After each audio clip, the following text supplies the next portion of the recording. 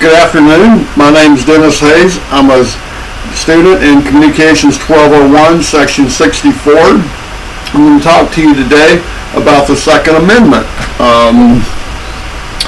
That's a typo, right? Amendments? There's only one, right? Wrong. There's actually two and maybe even as many as 15 Second Amendments.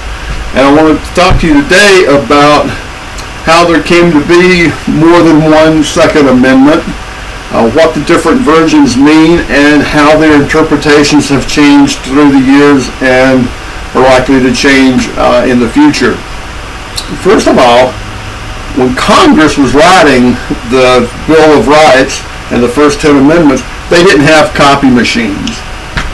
Thank you. I hope you've enjoyed my talk on the Second Amendments and where they came from, why there's more than one, how they're interpreted, and how they've changed through the years.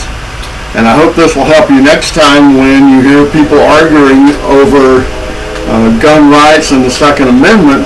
You'll understand better about why there's such a chasm between the two sides. Thank you.